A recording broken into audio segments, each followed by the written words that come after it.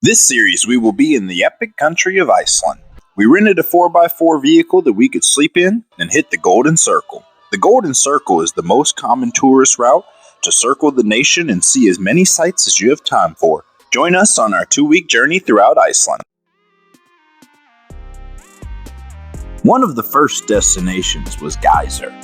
This geothermal area has the first known geyser to modern Europeans. In fact, the word geyser is derived from the Icelandic verb geysa, which means to gush. Just a quick drive up the road, you'll come across the massive Gullfoss. Gullfoss means Golden Falls, and it's easy to see how this is one of the most popular attractions in Iceland. Slightly off the beaten path, you'll find Hjalparfoss, or Hjalparfoss. This waterfall received its name when people used to travel on horseback. The route they took through Iceland's highlands was mainly harsh and desolate, until arriving in this lush area that would provide help to the people and horses.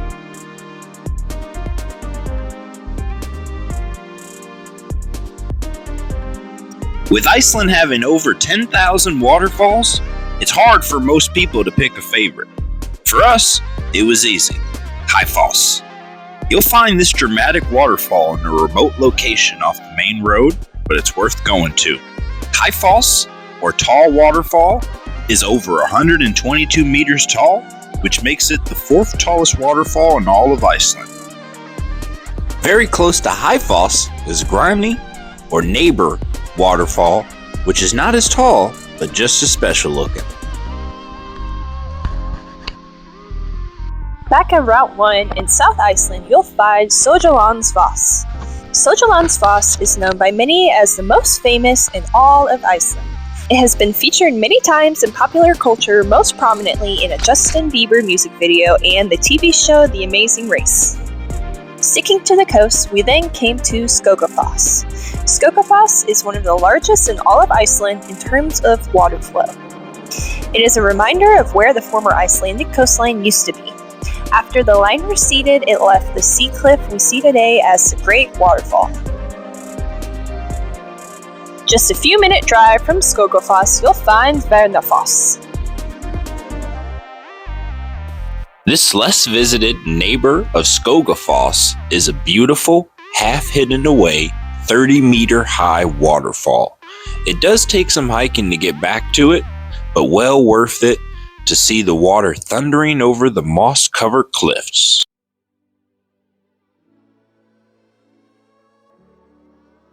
After chasing waterfalls, it was time to hit some ice.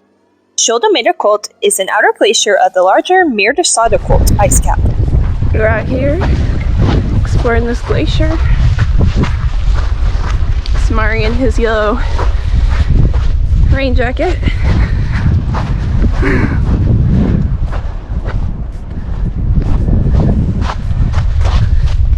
Dangerous.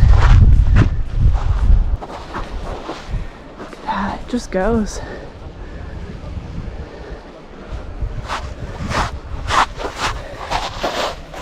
Here we go. Oh my.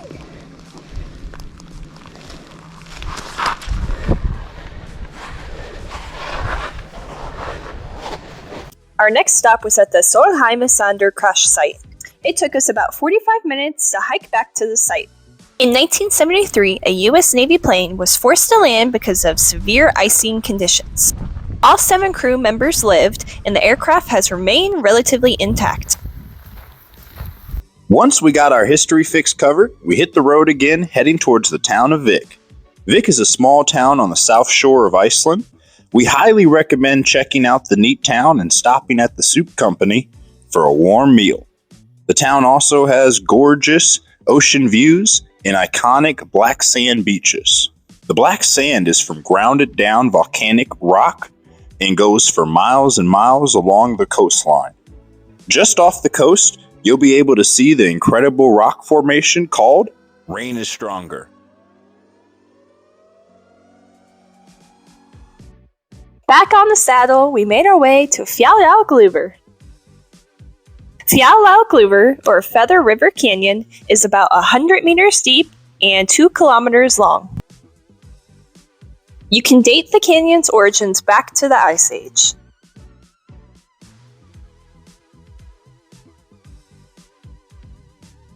The canyon is massive and breathtaking. While we were there, we noticed 2 Icelandic sheep living life on the edge to get the best grass.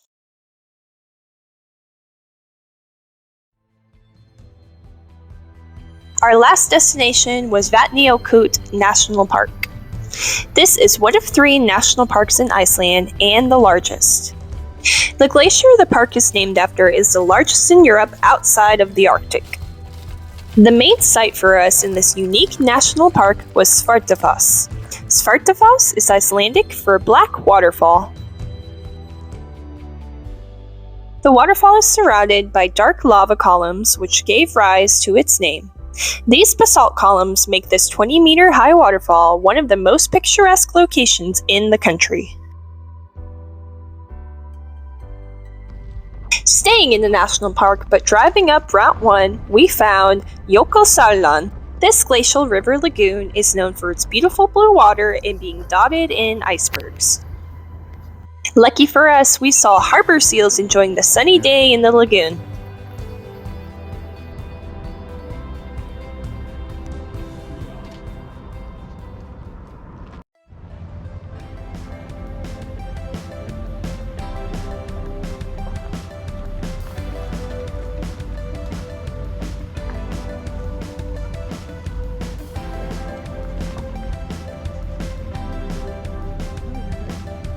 Just a stone throw away from Jokulsarlon, you'll find yourself at Dimond Beach. This legendary beach is known for the glistening iceberg fragments that litter the shore.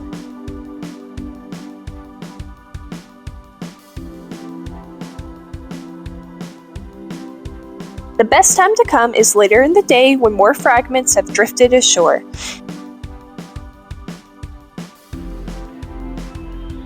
Dimond Beach definitely exceeded every expectation we had.